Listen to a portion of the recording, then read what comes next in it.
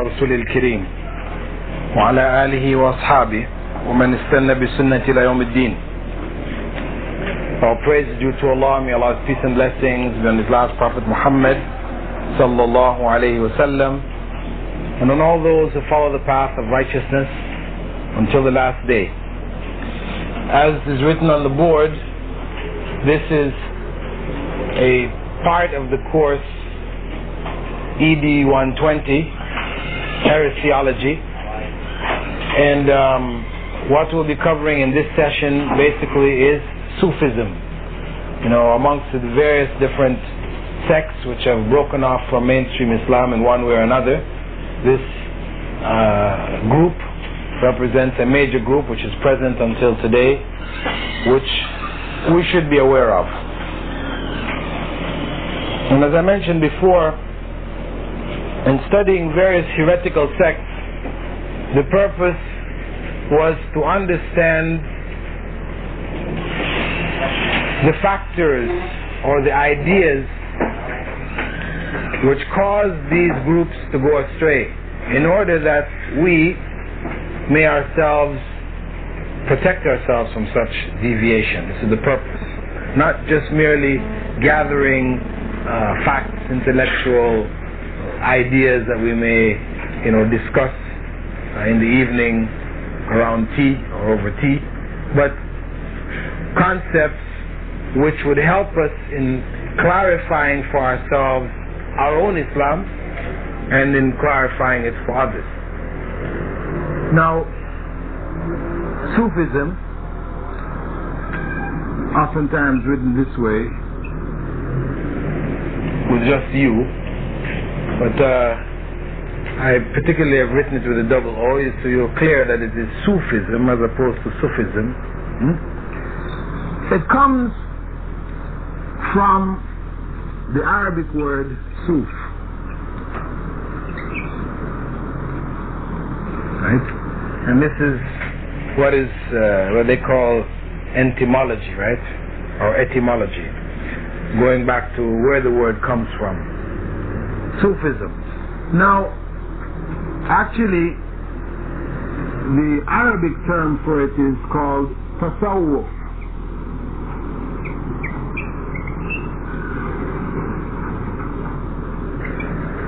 Tasawwuf. And as you can see from it,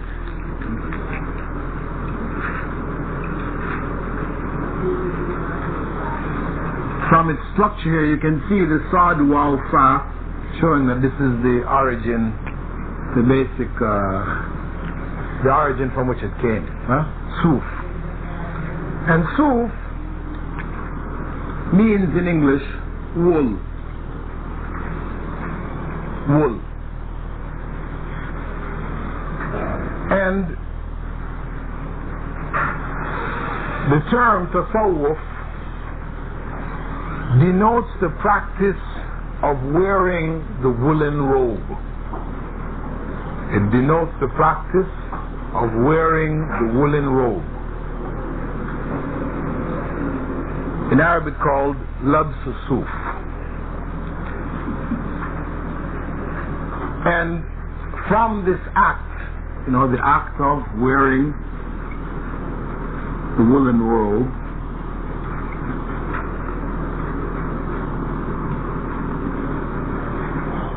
this came to represent the act of devoting oneself to the mystic life. Right? Or Sūfism may be called Islamic, though I prefer to use Islamic mysticism.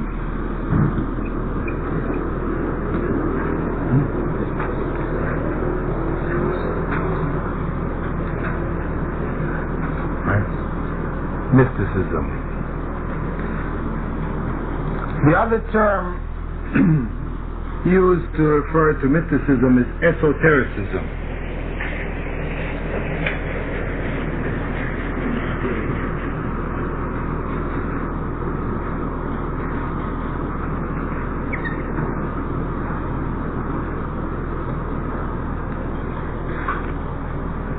Esotericism, sorry. T-E-R-I.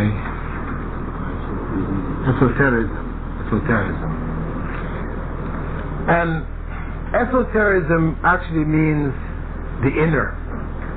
You have exoterism, the outer, and esoterism, the inner. And as you're going to come to see, the concepts of Sūfism has to do with the inner meanings, the inner thoughts, the inner understandings, etc., etc. Now,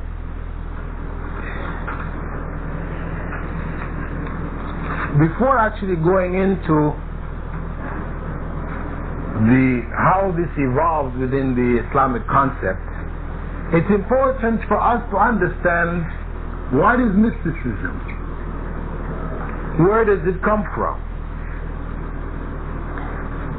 Mysticism is defined as an experience of union with God.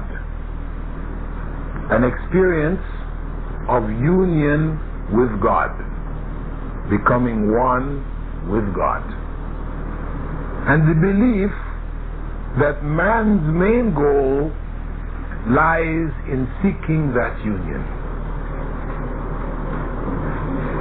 And the belief that man's main goal lies in seeking that union, the union with God.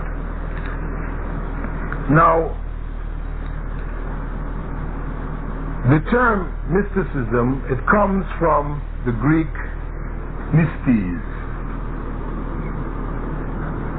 It's a Greek word, mystes. Mystes, which means one initiated into the mysteries. One who has been initiated into the mysteries. Remember we looked before at Ismailism.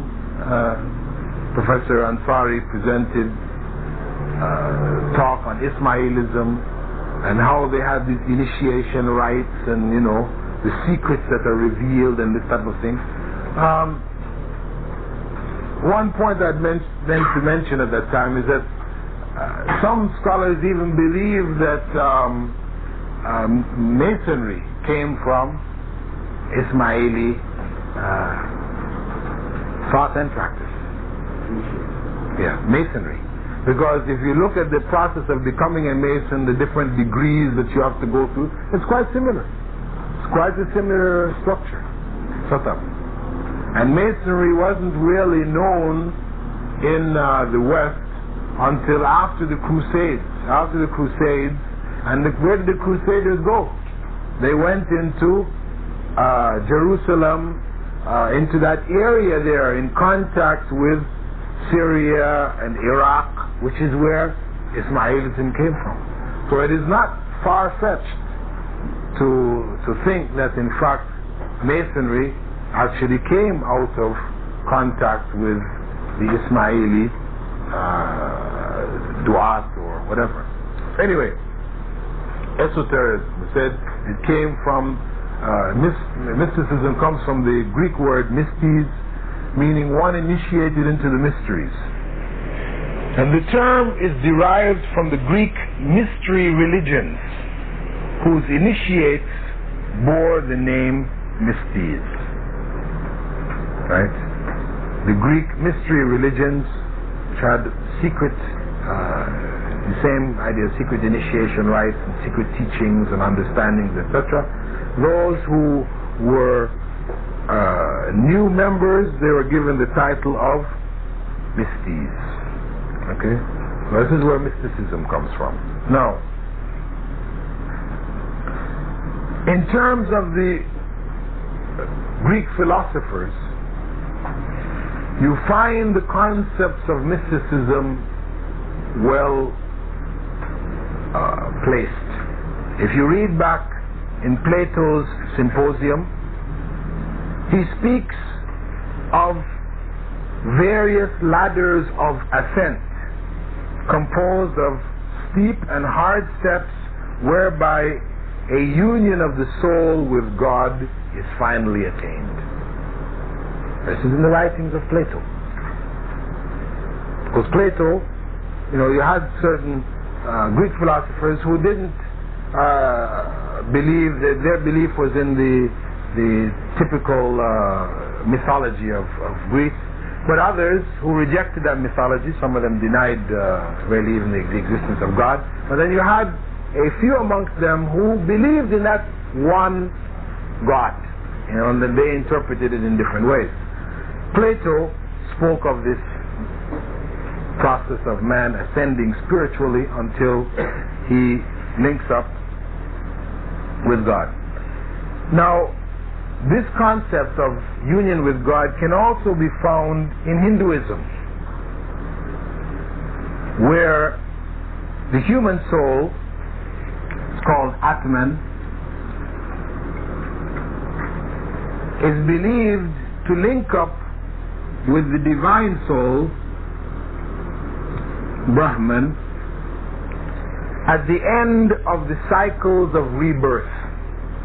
You see, that is the end of the cycles of rebirth. When person, is reincarnated, going up and up and up gradually. If he is good in each life, he goes up until in the last level, when he dies, he's not reborn again, but he links up with the world soul, Brahman. Now, what you found is that Greek mystic thought blossomed in the Gnostic Christian movements like that of Valentius in 140 CE. It's a very early period of time, 140 years after the time of Christ. And it reached its peak in the 2nd century. These trends were combined in the 3rd century with Platonism by the Egypto-Roman philosopher known as Plotinus. He lived during the period of 205 to 270 of the Christian era. And he presented a new religious philosophy which came to be known as Neoplatonism. And what you're going to find this term Neoplatonism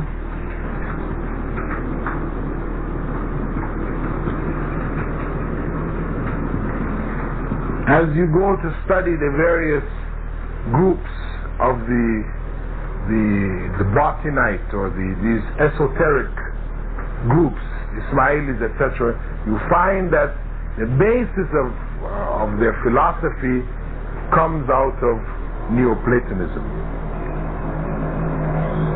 And the Christian hermits of the 3rd century began the monastic tradition in Christendom by withdrawing into the Egyptian desert. This is where the monastic orders, the practice of monasticism began. And they had adopted in their own philosophy or in their own theosophy the belief that the goal of man was that union of the human soul with the divine soul. And this was expressed in Neoplatonic thought. Now, what is the significance of that to us? One of the first places where Islam spread when it left Arabia was Egypt. The center, where monasticism spread from, where the concept of mysticism was firmly founded. So it is not surprising then to find some of these ideas arising amongst Muslims, as time passed. Now, the first time that the term Sufi as a surname, as-Sufi, shows up in the records, historical records amongst Muslims, is in the second half of the 8th century in Kufa. It appears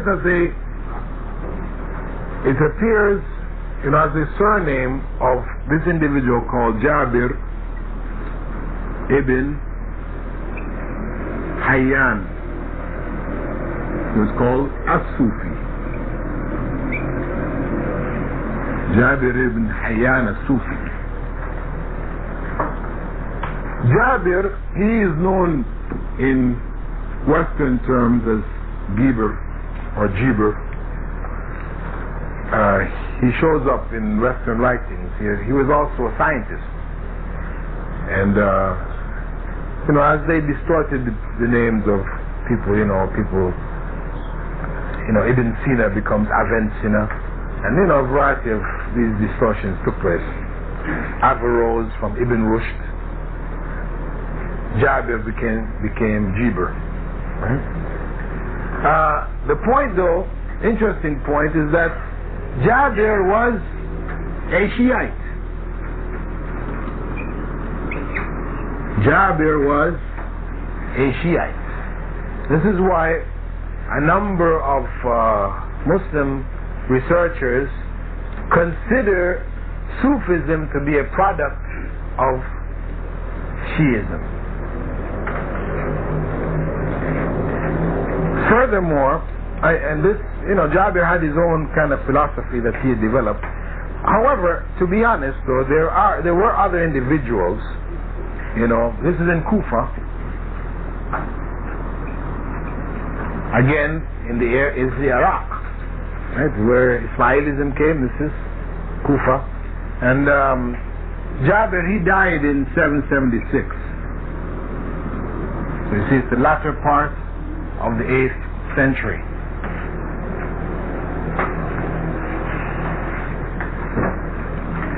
You also had an individual, Abu Hashim,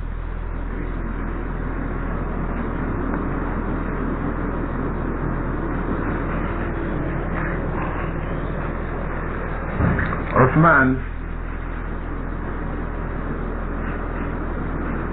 ibn Sharik, who also died same period.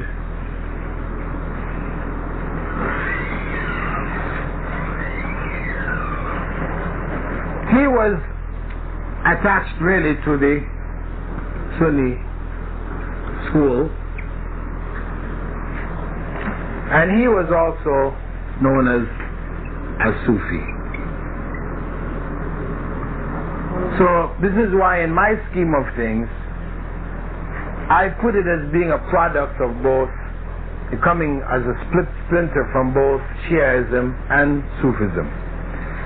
In fact, the term Sufiya,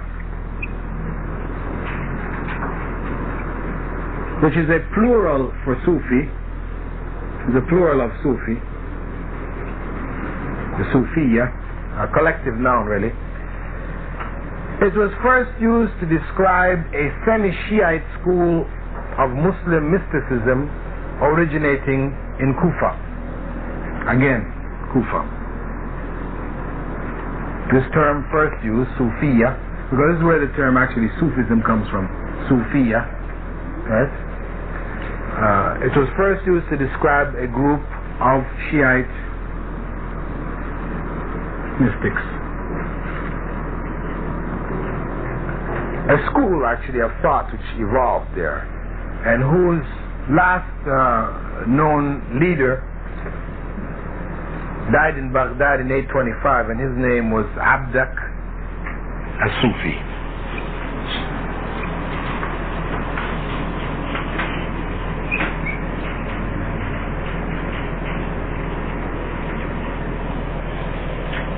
Of course, this is one of the forbidden names, huh? Abdak, meaning your slave or your worshipper.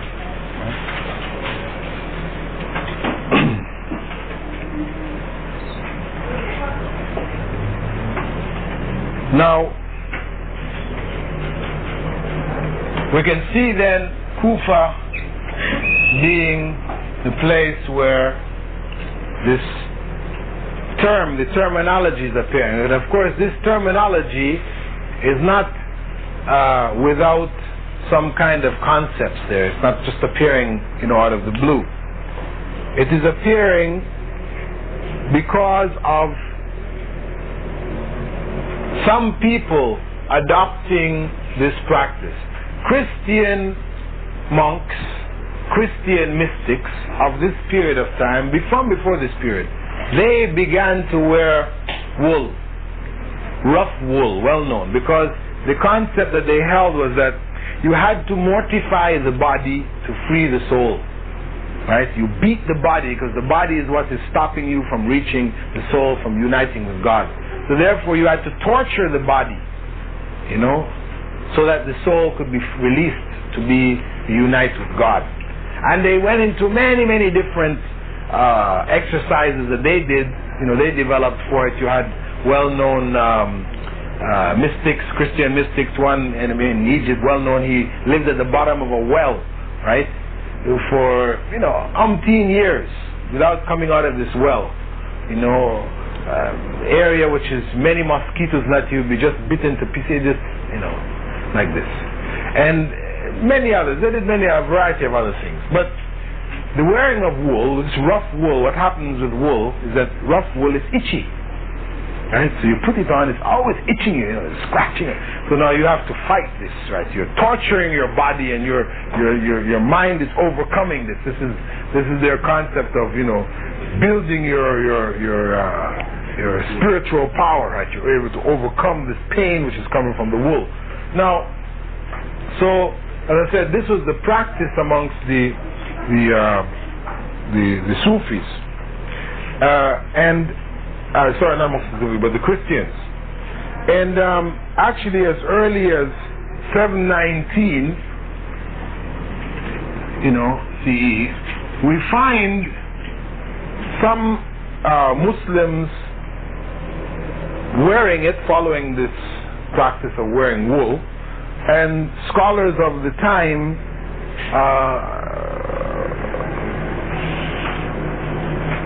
reprimanding them. One particular individual reported, his name is Farqad Sabakhi, who was a student of Hassan al-Basri. He was reprimanded by Ibn Sirin, who was a well-known scholar of what we call Ahl Sunnah wal Jama'ah of that period of time. He reprimanded this individual for taking on this practice, pointing out that he preferred, Ibn Sirin was saying, that he preferred to follow the example of Prophet Muhammad ﷺ, who clothed himself in cotton.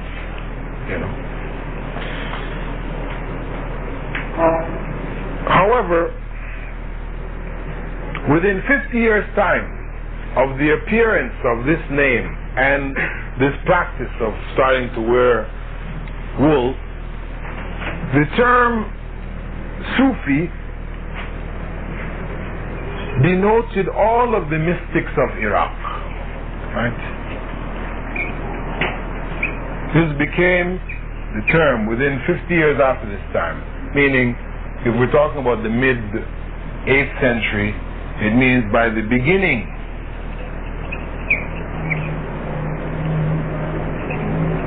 of the 9th century, it became the title given to mystics of Iraq.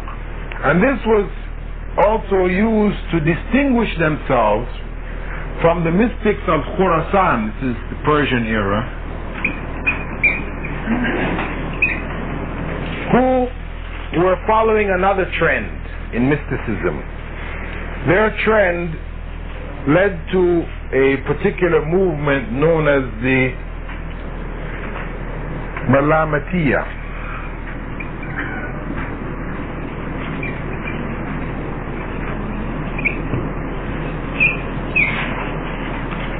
The Malamatiyah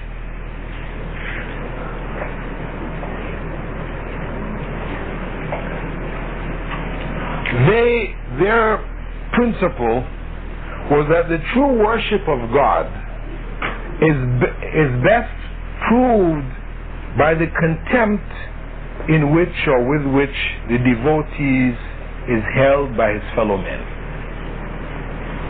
His true worth,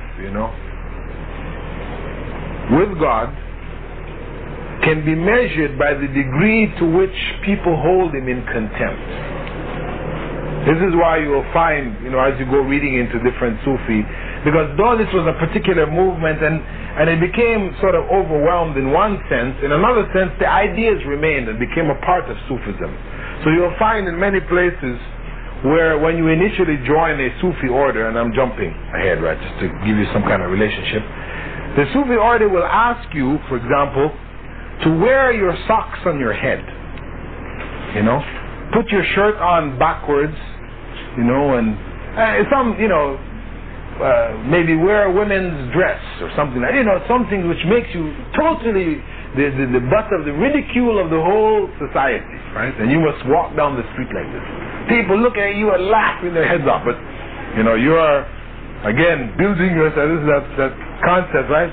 You're building yourself spiritually by being able to just ward off these attitudes of people. It doesn't bother you because you're connecting with God, right?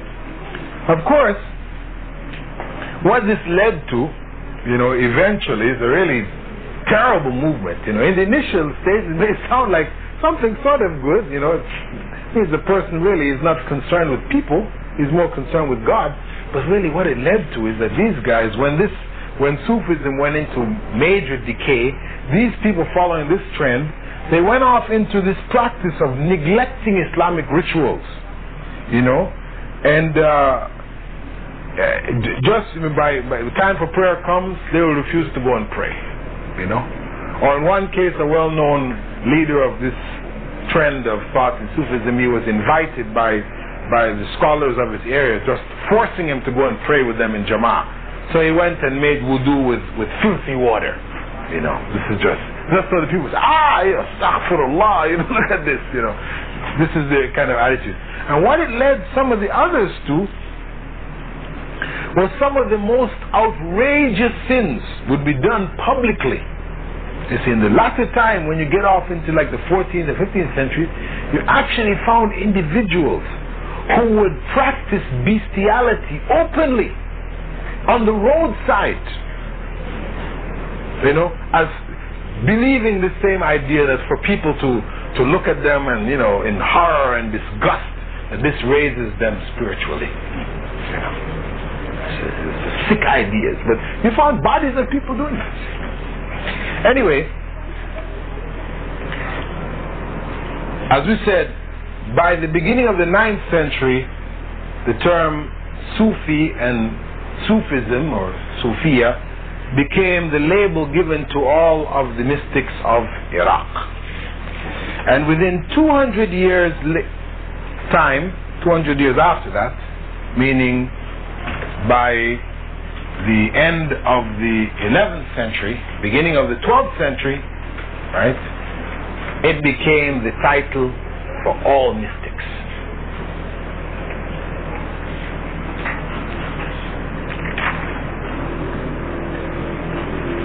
So, what we found then is that the early schools of Sufi thought, it began here in Kufa, and the other center in Iraq also was that of Basra. That's the other major center of Sufism. And of course, the most famous of the Sufi representatives, who was also an Islamic scholar, his name was at that time Hassan al-Basri. You're going to, and once you get into reading, etc., you'll find his name is spread quite, is mentioned quite often. Later, by the time you get down actually to the 9th century, what you start to find is that the center became Baghdad. because the center of the Muslim Empire had become Baghdad. And this is where, from the middle of the 9th century onwards, you had the first meeting places for religious discussions were set up. Halaqas, or circles for remembrance of Allah, were open, and the first public debates on mysticism took place within the masjids, etc. And it is also in this period of time when the mystics now ran into conflict with the theologians, and you find certain individuals like Dhunnun al-Misri, Nuri and Abu Hamza and Al-Hallaj. These people were brought to trial, and some of them were executed for different deviations and extremist concepts which they promoted. Now, what then were their concepts? This is just sort of like a brief history bringing us to the conflict that developed now between Sūfism and regular, we could call, Sunni thought. We mentioned the Greek origin, the concepts of this union of the human soul with God. And I discussed with you earlier in 119 about those who promoted this idea, believing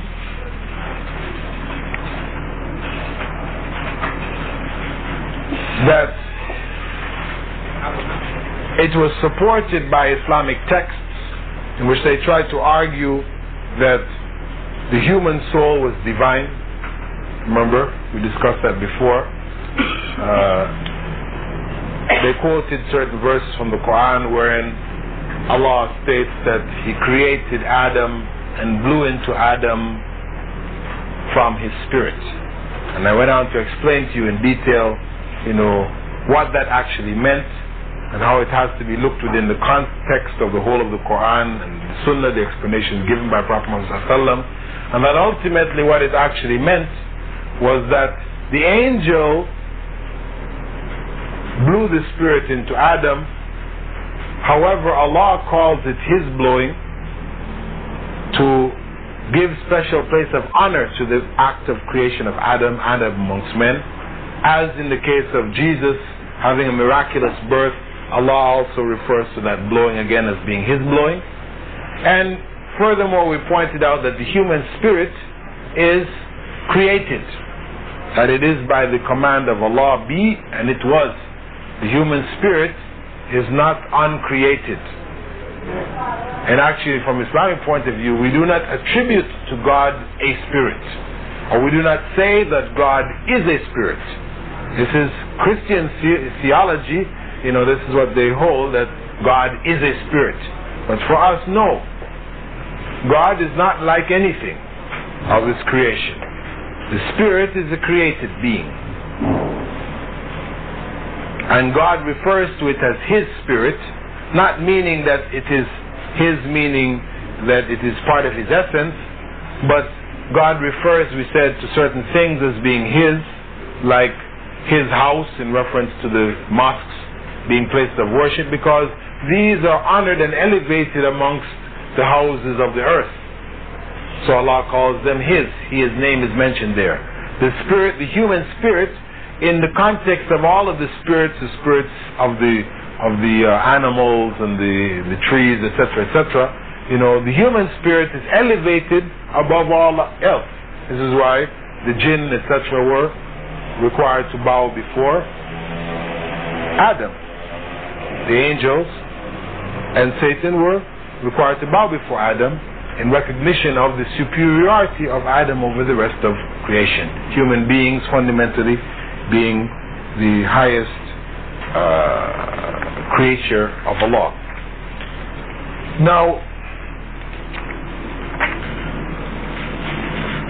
the beliefs of Sufism, beyond this concept of union with Allah, and what happened was that people developed a series of exercises by which one could attain the union with Allah. And I could just read for you briefly the description, of one of the examples in which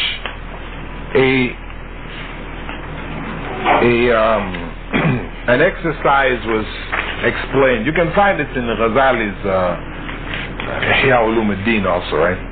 Similar descriptions. But this person says, right, this is a particular sheikh of the Naqshbandi Sufi order. He stated that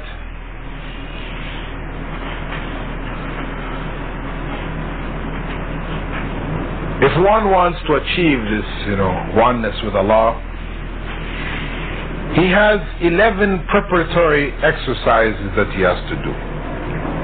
First, he performs ritual ablution. He prays 2 rakats. When he faces Mecca in a deserted place, squat upon folded legs as in prayer. He asks the forgiveness of all sins. These are good ideas. While picturing all of one's misdeeds as if they're simultaneously assembled before judgment by God. Right.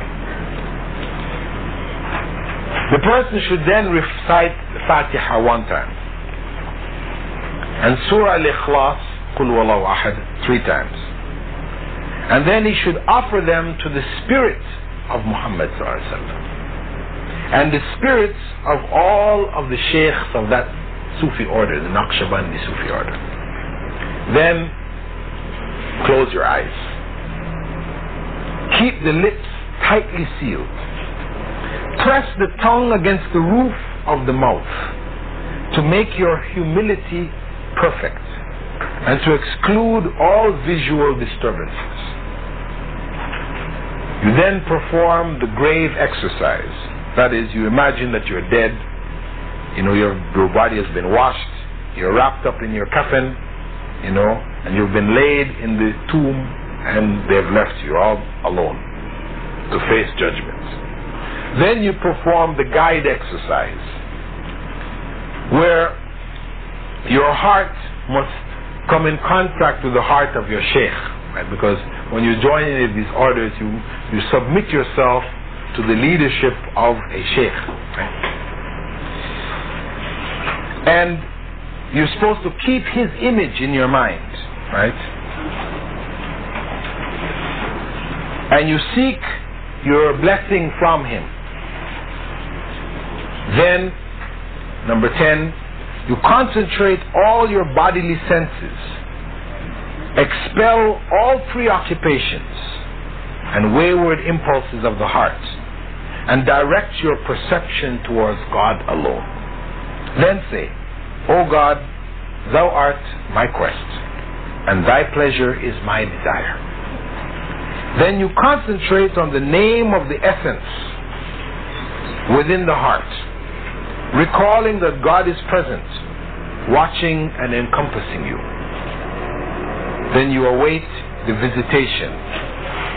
That is a spiritual phenomenon, after your remembrance is finished.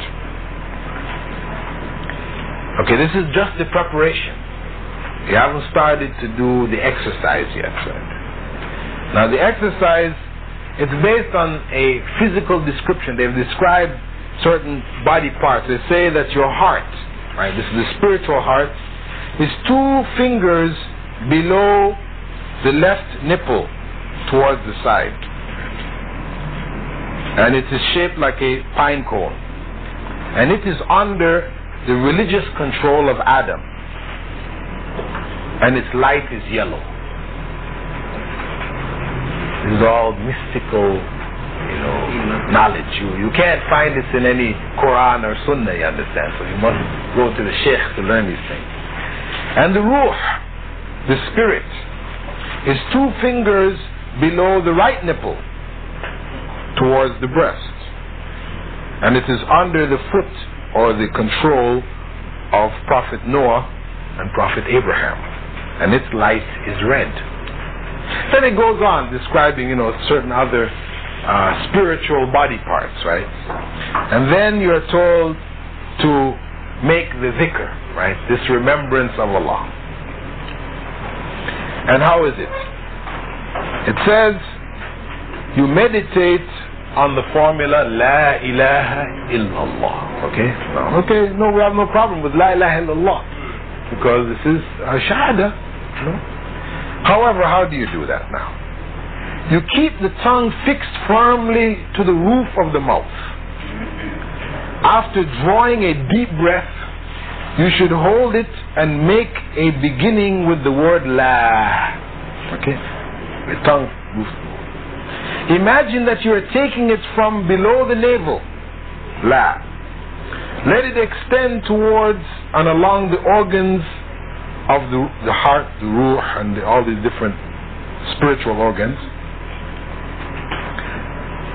And finally bring it to the rational soul, which is in the first lobe of the brain. Following this, you take up the hamza of ilah, right? From la, you go now to ilah.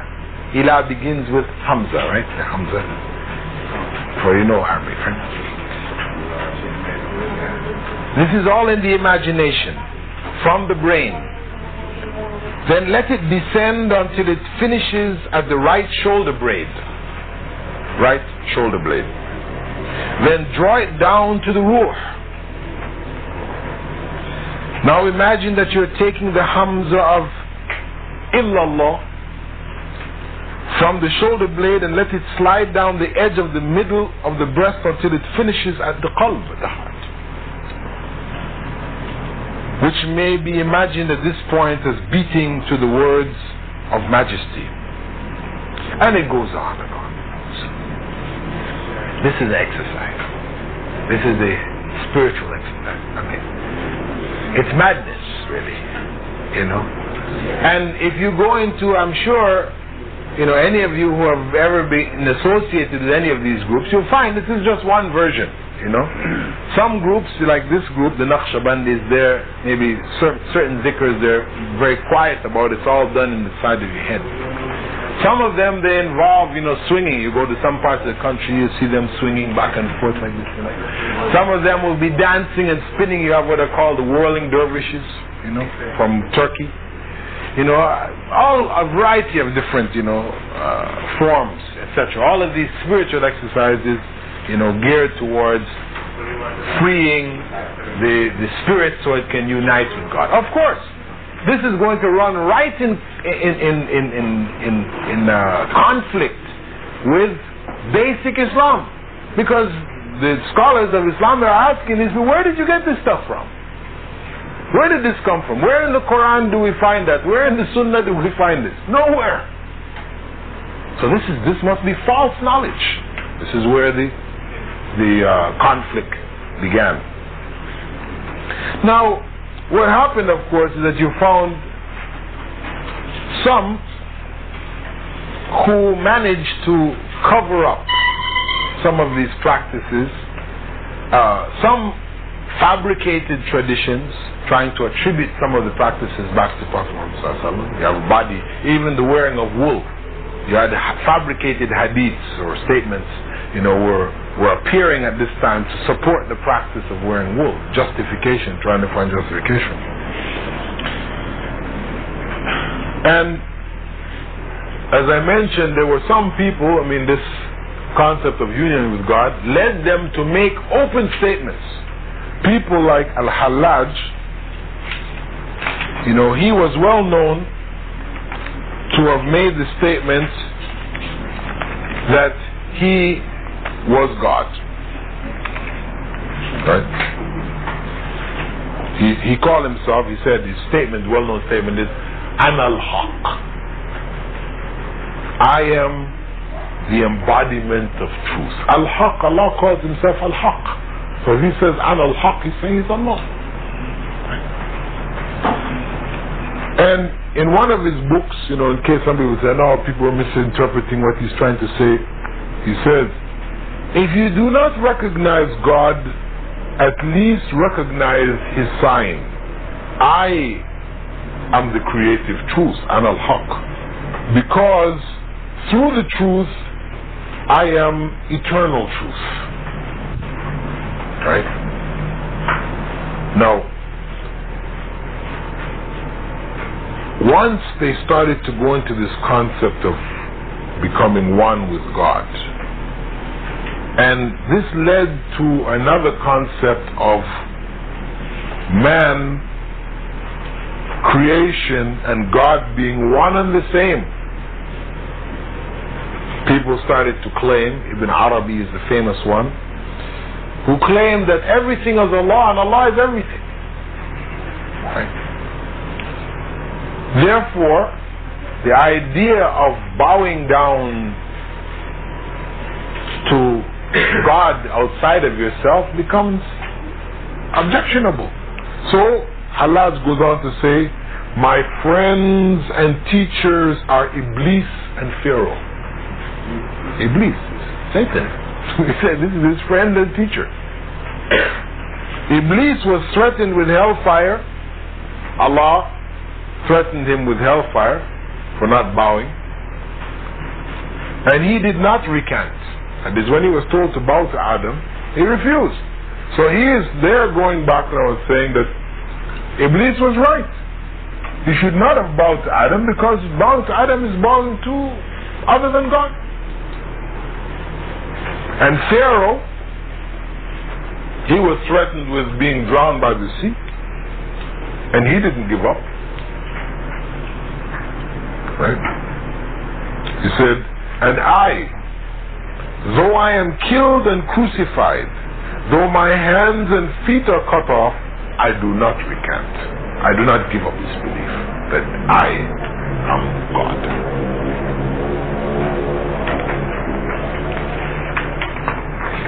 As I said, he is just one among many examples. That's Al-Hallaj. And when you go into the different Sufi schools, you will find him at the top of the list of saints to whom they pray. Al-Hallaj.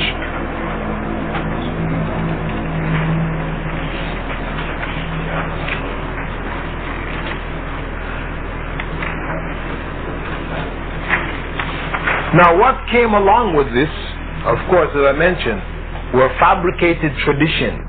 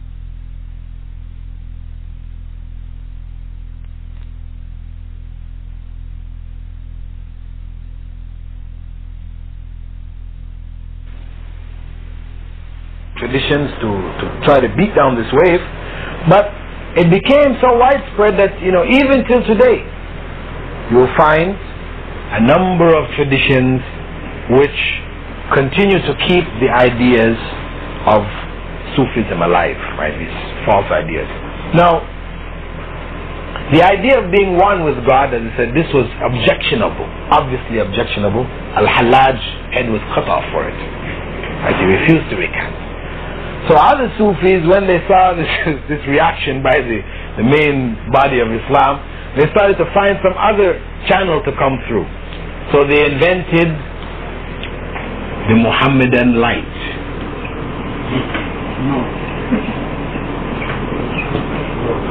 Or Nur Muhammadi. Okay? Nur Muhammadi. This is where it came out of now. Because they couldn't, so instead of what they tried to say, now because they couldn't openly say we become one with God, they say, well, the first thing that split off from God, from the light of God, was this Nur Muhammadi. Right? And this is what passed down through the prophets, and for the Shiites they took it as going through the Imams, right? And this is a part of the divine. So what they then sought in their writings and their things was to become one with the Muhammadan light. Right? This was a substitute.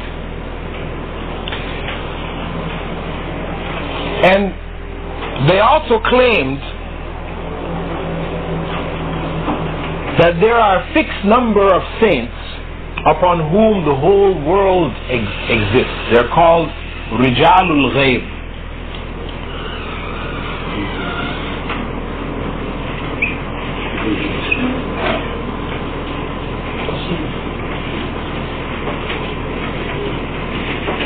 They call them not only the hidden men or the hidden persons, right? Rijalul Ghayb. They claim that their number was set, and they had different levels. That one group is called the Akhyar, and there are 300. Akhyar means literally from khair, means good. Then there are 40 known as the Abdal, from Badal, substitutes. And there are 7 known as the Abrar, or the righteous.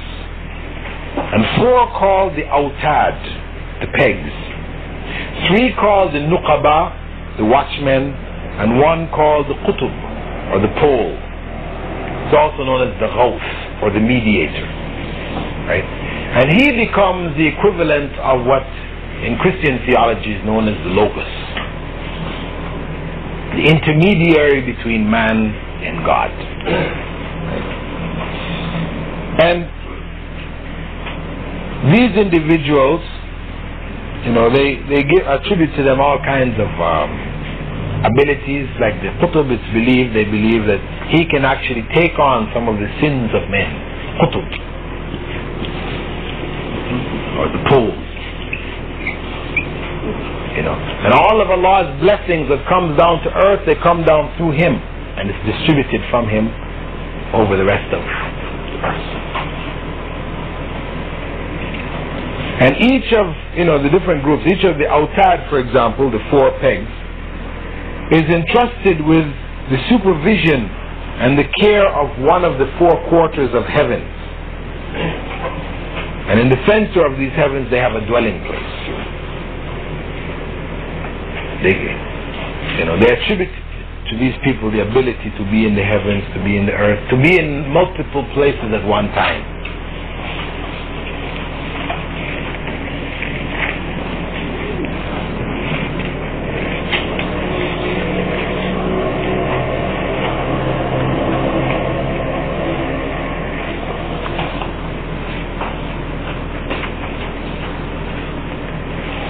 They also had as a goal the status of what is called Al-Insan Al-Kamil. The one who has achieved union with God is called that, which means the perfect man. This is the status that they strive for, al-insan al-kamil.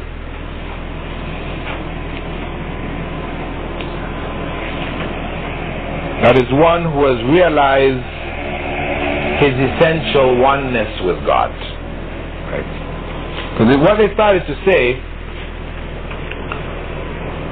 was that the goal, because the idea of becoming one with God was so obviously heretical and people were executed for it, they started to say that not that we were seeking to become one with God, but since God and the creation are all one, there's nowhere, they use the verse from the Quran, anywhere you turn you find God's face, justification, that everything will pass away except for the face of God. This is mentioned, except for God. The only thing that is real, the reality is God. They started to say, well, okay, what really the goal is not necessarily to become one with God, because we're already one with God. It is the realization that one is one with God. So that is the insan kamil, is one who has achieved that realization of knowing that he and God are one.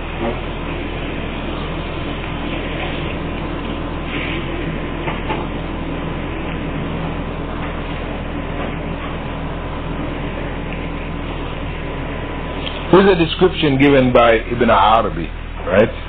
When he described this idea of the perfect man. Man, says Ibn Arabi, unites in himself both the form of God and the form of the universe. He alone manifests the divine essence together with all its names and attributes. He is the mirror by which God is revealed to himself, and therefore the final cause of creation. Man, the cause of creation. We ourselves are the attributes by which we describe God. Our existence is merely an objectification of his existence. While God is necessary to us in order that we may exist, we are necessary to him in order that he may be manifested to himself.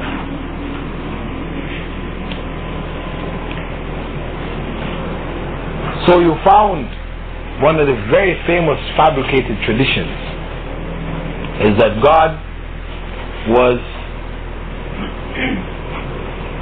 desired to be known. God, like a lost treasure, desired to be known. So he created man that he may be known. This is a false, fake tradition by these individuals.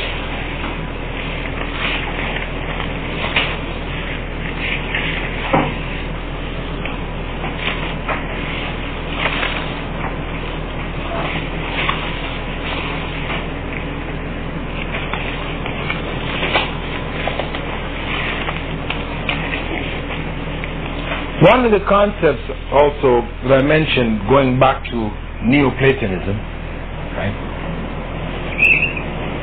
Very common in the Sufi philosophy is that of faith.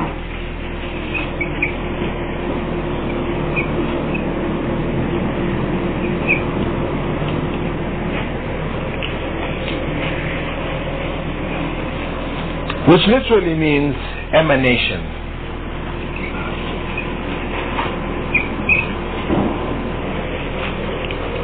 Or an overpouring. And Plotinus was the one who proposed this idea of creation not taking place by God directly, but that God, you could say, in reflecting on himself, whatever, the surplus thought or surplus goodness of himself created a world soul. And this surplus world soul, reflecting on God, created a world mind. And there's a series of levels of creation until in the end you end up with the creation of man and the world, without dealing with God directly. And this was because of a philosophical problem which existed of explaining how multiplicity comes from singularity. How can something which is one produce a multiplicity when it is one? What should come from one is one. Now, this is a philosophical problem which was alleviated by Plotinus producing this concept of the faith. Now, what you find is that the leading philosophers amongst Muslims, people like Farabi, Ibn Sina, Ibn Rushd, and others held this view. They were deviants, especially Ibn Sina and Farabi. Though they are now presented, when you look in books of Muslim or Islamic philosophy, these are big figures, big names. But these individuals are classically called the Muslim philosophers. These people were heretics, way outside the bounds of Islam.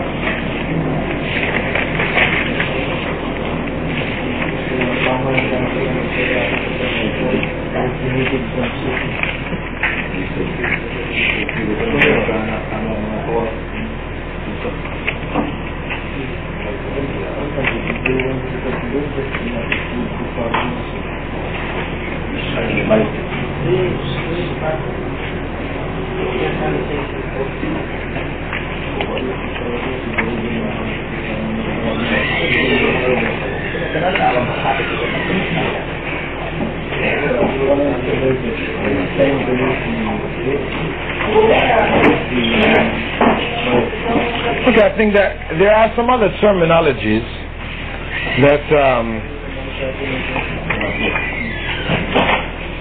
I was going to mention to you, but it's enough to know the sources. We have material here for those of you that want to read in more detail, on these. We have one collection which I call Islamic Sects, which is available, a collection from different Islamic encyclopedias. And for Sufism, there's also a book which we have 3 copies of. It's called Sūfism by A.J. Arbery. Okay? You can get a copy of that to read, more deeply on the subject. So, in summing up, what is Sufism? We said that it is mysticism, and mysticism really is foreign to Islam. Its origin is from Greek philosophical thought.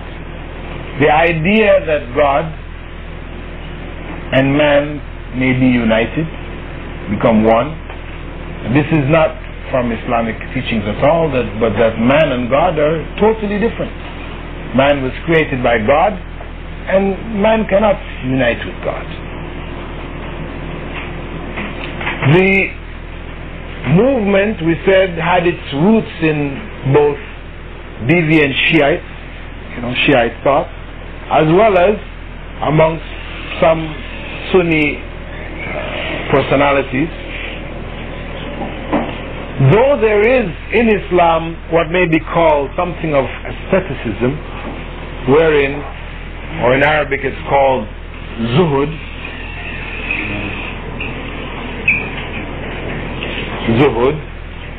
which means, in a sense, abstinence. That means really abstaining from the excesses, being satisfied with a little, living a very simple life. This is something which you could say Prophet Muhammad sallallahu alaihi wasallam, he practiced. He himself, he, in terms of the material things of this world, he gave up everything he had. All the wealth that came to him, he gave it away. He didn't try to keep it. And he advised us to be like a traveler in this world. Like a traveler.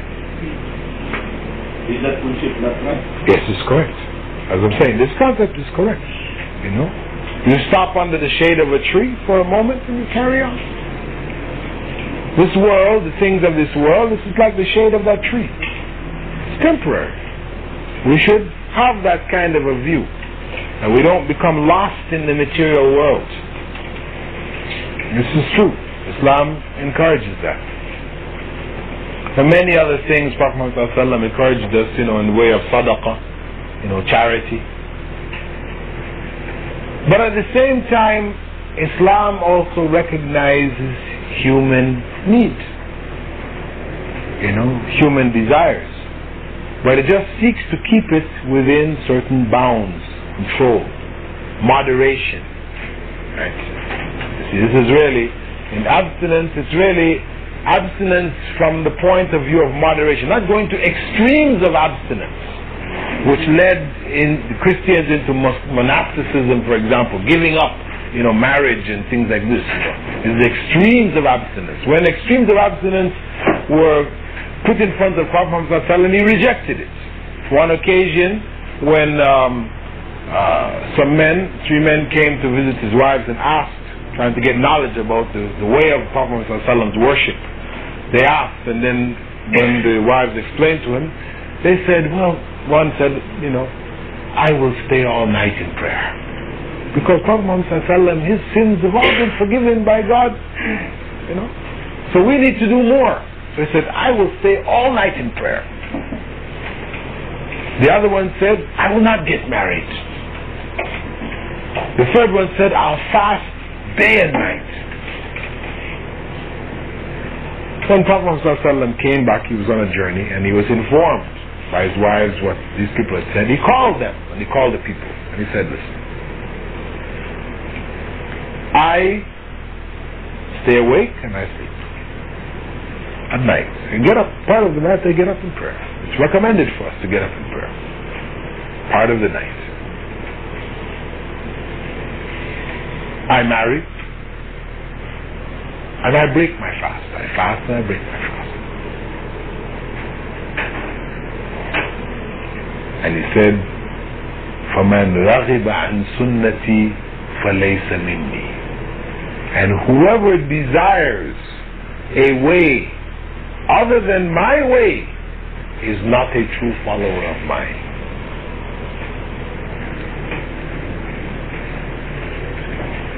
Whoever desires a way other than my way is not a true follower of mine. He has provided us with the best way. So this is Islam, middle path. Abstinence in the sense of not becoming a slave to materialism, right? Abdul Dirham, Abdul Dinar, we call, the worshipper of the dollar, of the peso, right? We don't go to those extremes, but at the same time, if you don't have wealth, how can you be charitable?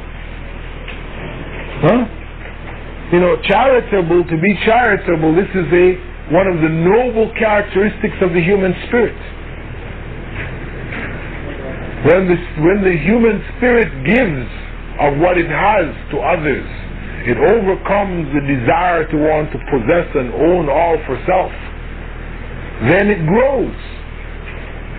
That's why zakah means growth. Growth of the human spirit. So if you don't have anything to give, how can you grow? How can you know? So the Islam doesn't say don't gain anything. No. Gain from this world, but share.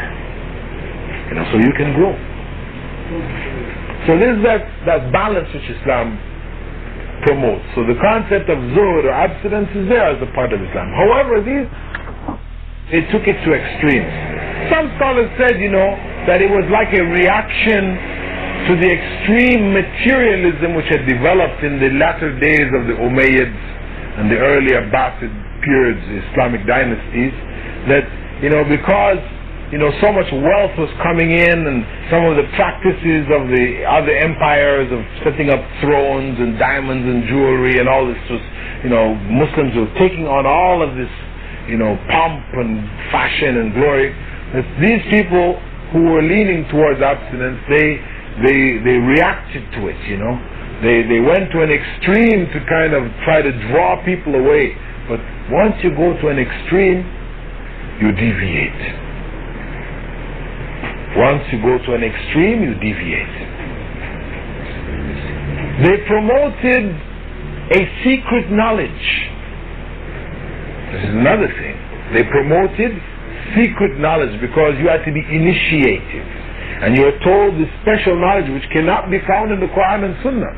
Now when the scholars said, okay, where? It's not Quran and Sunnah, where, you know, what's going on here? They said, this was given by Prophet Muhammad to Abu Bakr when they were in the cave. You know, when Abu Bakr and Prophet Muhammad were leaving, going to Medina, right? They hid in the cave, right?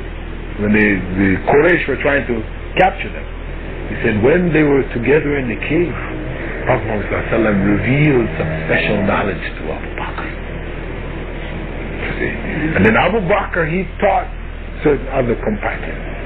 And that companion he taught, and there is the chain. So they'll trace, they have a chain of that knowledge being passed right down to their local sheikh. He is on that chain. So how do you confront this? What do you do with this?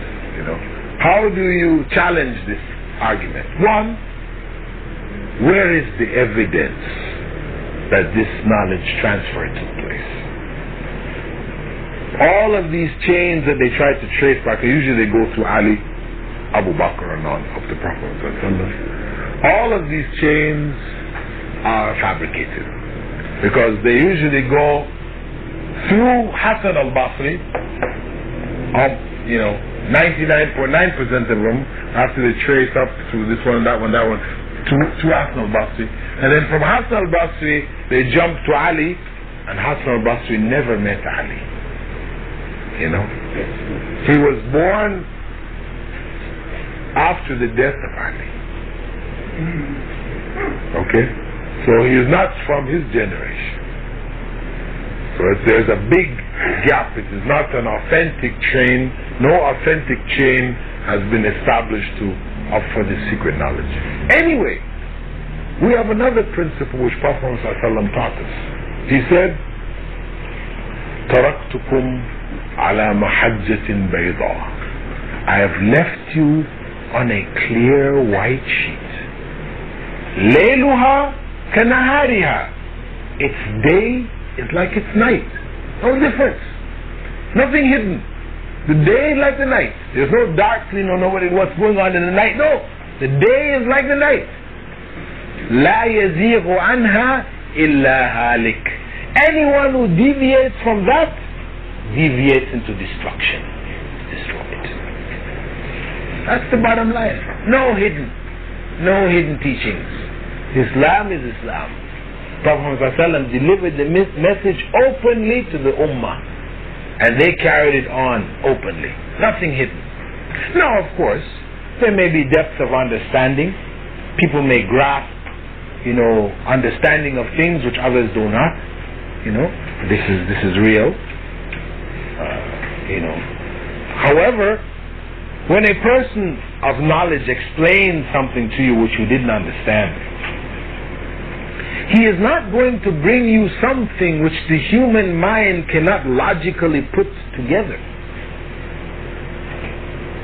You see? When you deal with these people, these individuals who get off into the Sufi ideas, mystic type of ideas, where they will say, for example, that when Allah told Moses to throw down his staff, I think Brother explained this already in the beginnings of Tafsir. When Allah told Moses to throw down his staff, that what was meant here was for Moses to throw away the material world. He had asked Moses, what do you do with this staff? What's that in your right hand? He said, my staff. So what do you do with it? I use it to guide my sheep and shake the branches of the tree, get some fruit or whatever. This is a material object, you see. He got his material needs from it. So he told him to throw it away, to cast away the material world. Where did you get this interpretation from? Where did Prophet Muhammad say this? Did his companions say this? Where did you get this? See, being motivated by their, excessive view of spiritualism, that has led them to interpret the open and clear meanings of the Quran to mean other things. Everybody else understood that when Allah told Moses to throw down the staff, it was his staff to throw down. The staff would turn into a snake to show Moses a miracle which he would take to Pharaoh in order to convince him that he was a prophet of Allah and that Pharaoh was not God and that he should worship the God of Musa, Prophet Moses. That's the story everybody knows. But they put another meaning to that story. The Shiites do the same thing. They tell you, when Allah says in the Quran, Maraj al-Bahrayni al-Taqiyan, when the two seas come together,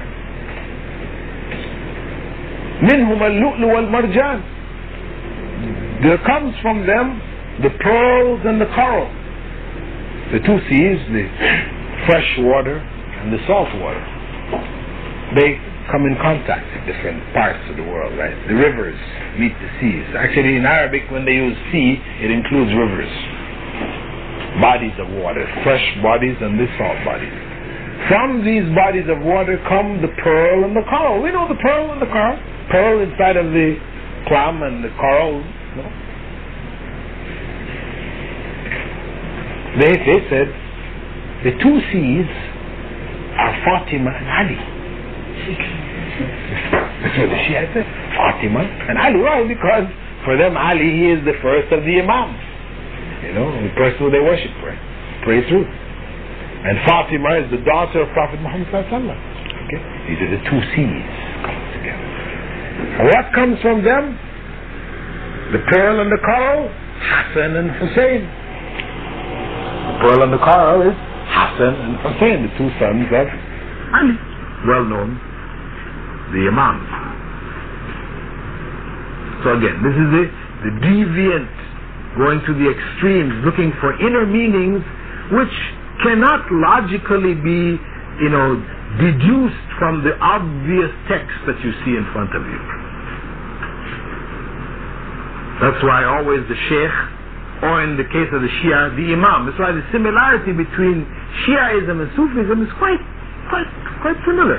Because the saints of Sufism, they are like the Imams of the Shiites. They are given powers. We talked about these guys are able to take off sin from you. The Qutub is able to take off sin, take off your sins, absolve you of sins. That the sustenance of the world comes through them. They control the heavens and they are like the saints of the Sufis are like the Imams of the Shiites. The knowledge which the Sufis hold is special knowledge revealed only to you must get in a chain that is connected to them to get this knowledge. Same thing with the Imam. As they claim that Imam Ja'far was supposed to have said, Ja'far al-Sadiq, that whoever dies without knowing the Imam of his time dies a disbeliever. See? Same thing. The Sufis, they say, whoever doesn't have a sheikh, his sheikh is shaitan.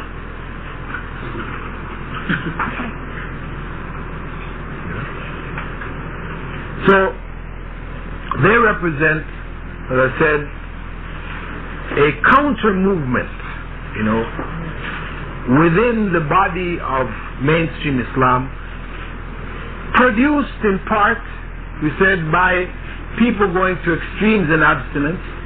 Also, it was produced by those who read the texts of Greece, Rome, Persia, and India when they were translated in the early part of the Abbasid period in the place known as Darul Hikmah.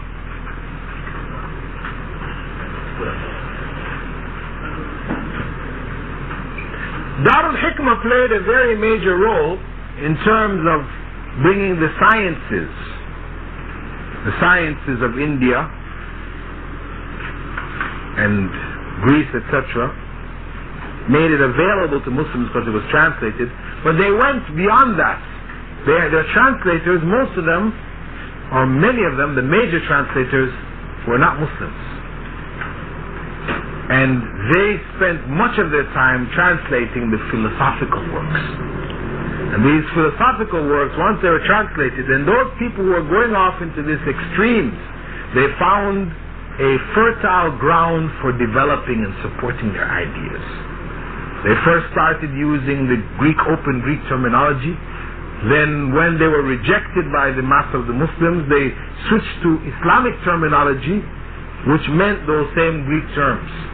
They covered it in Islamic terminology. And the ideas, continued going to extremes, as I said, believing that Allah and the creation is one. They call it monism. Right? This is really the end, monism. There's no distinction between God and His creation. Monism. That is the extreme end. Before that there was hulul, ideas of that God becomes present in man, comparing the idea of Jesus, Christian concept of Jesus with their concepts. From that it went to ittihad, concept of ittihad, man becoming one with God, and then ultimately it went on into this was called wahdatil wujud. So it's called in Arabic wahdatil wujud. That is, that there is only one existence. All of it is God. So the danger which came from this,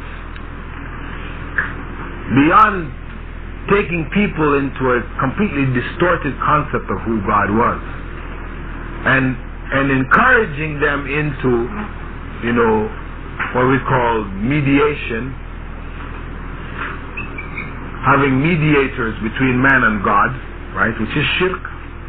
Much of what they're involved in involves mediation, either praying through Prophet Muhammad or praying through the saints.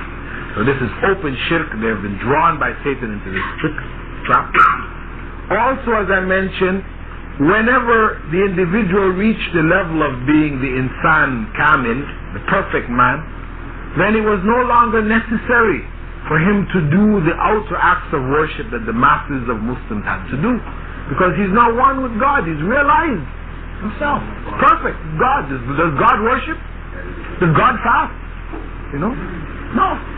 Now if you have become God, no need to fast and worship anymore. Finish. You see? So it promoted the concept of people being justified in giving up Islamic religious practices because of this artificial state of perfection. And of course one argues, well, this insan kamil, was he on a stage higher than Prophet Muhammad sallallahu alaihi wasallam? Because Prophet Muhammad sallallahu alaihi wasallam worshipped until he died. Right? This guy was on a higher stage.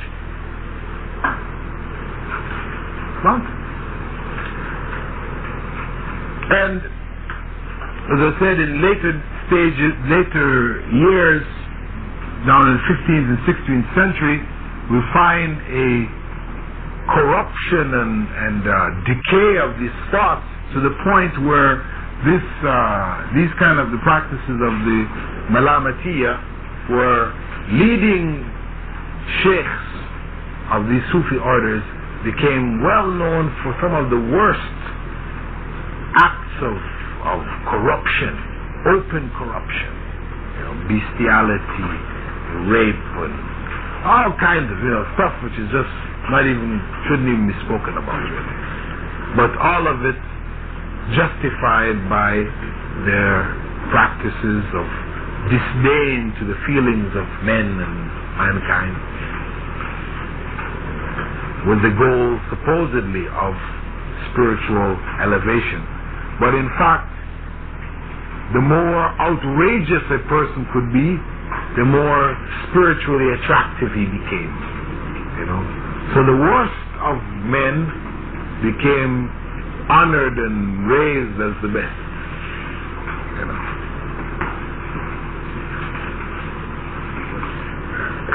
And what you found actually is that the latter Sufi orders, many of them, they were strong supporters of the colonialist movement, like the Tijaniya and others. They openly, professed that followers should obey the colonial authorities. So they became a tool of colonialism to suppress and to control the Muslim masses. Actually, you'll find, as you read more into these texts that I mentioned to you, you'll find that there are many examples of that. Similarly, you find in latter day groups of the Shiites like the Baha'is and the Qadianis or Ahmadis, you find that they were also tools of colonialism. They were supported and protected by colonialists. Their leaders received orders of the British Empire. They encourage people that jihad has been cancelled. No jihad anymore, finish. No fighting, There's a new world order, and jihad is just fighting against yourself, your desires, and we should accept the ruler, whatever the ruler is, we accept and work within that framework.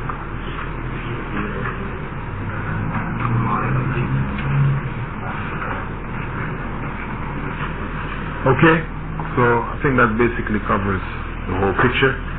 One of the points, as we mentioned, as our Professor Ansari was developing in the early stages, that the whole of that Shiite deviation and the most extreme groups, they all evolved out of Iraq. Right? And as we see here, Sufism came from that same source. These kind of deviations, traditionally, when we look at any of the other sects, they never came from where the centers of Islam were, Mecca, Medina, etc. The core, they always came from the outer provinces, where people had accepted or come into Islam with these deviant ideas. And we said that the essence of deviation was caused by two main factors.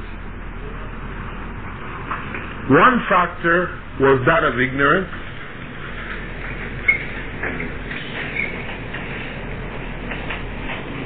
and the other factor was that of deliberate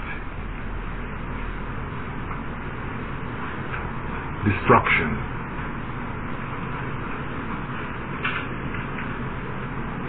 Ignorance in that people came into Islam without removing all of their previous beliefs. Most people, when they come into Islam, they don't automatically drop every single thing that they believed in before. They'll drop certain aspects and accept Islam. If they were near the centers of Islam in the early generation, then they had a chance to hear more about Islam and clear away more and more of the cobwebs and falsities. But the farther they got away from the sources of Islam, the less they had a chance of purifying their beliefs. So you find them coming in and bringing in some of these beliefs with them. So this may have led to part of that deviation.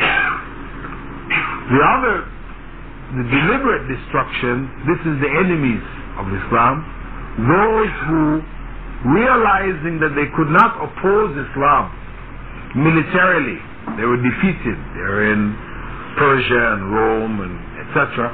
They were defeated militarily. They couldn't oppose Islam. They sought then to destroy it from within. This was their intention. So they pretended to be Muslims and they promoted ideas which were anti-Islamic. And these were the fabricators of hadith, many of them. Some fabricators were also found amongst the ignorant, some who considered that they were doing Islam a favor by making up stories which would cause people to want to worship more, or etc., etc. But the vast majority came from this other group. Okay, I'll stop at this point now. If you have any questions you'd like to ask. I'd like to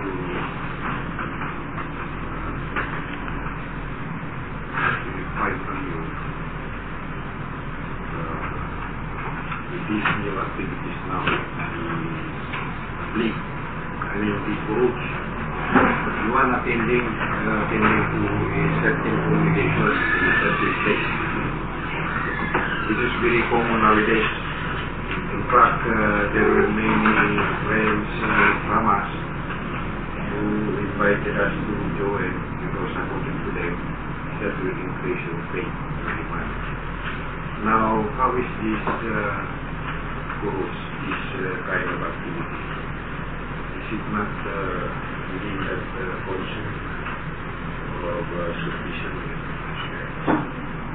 Well, the concept of Khuruj or the Jamaat Tabligh, I think this question was asked before. We did address it in a previous session. The movement itself has Islamic aspects. However, there are some errors in it.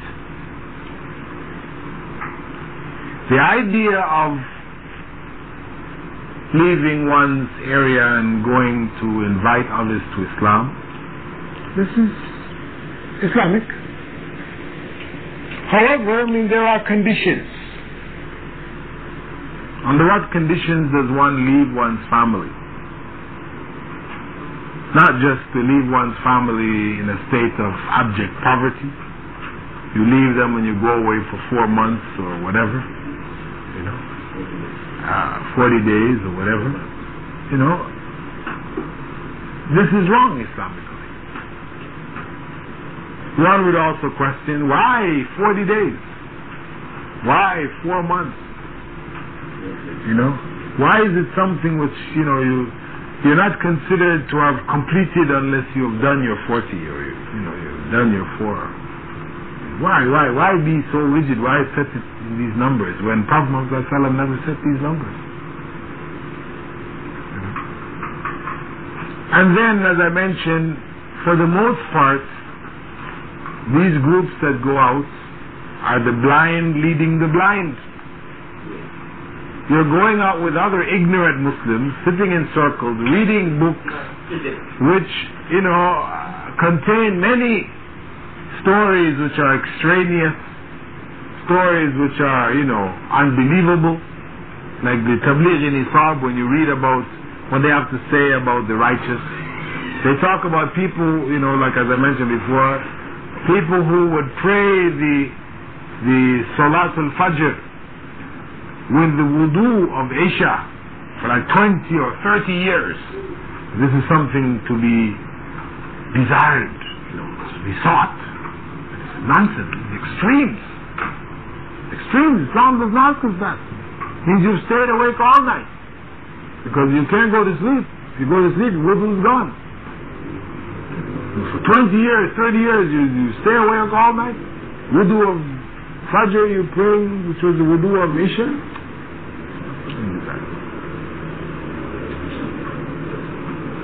So, in a lot of cases, you end up with the blind leading the blind. You go out talking, stories, telling stories, reading from books which are apocryphal, containing a lot of apocryphal material. So, though initially a person who was away from Islam, you go out with them, it gives you a kind of a sense of, knowing some of at least the basic etiquettes of Islam.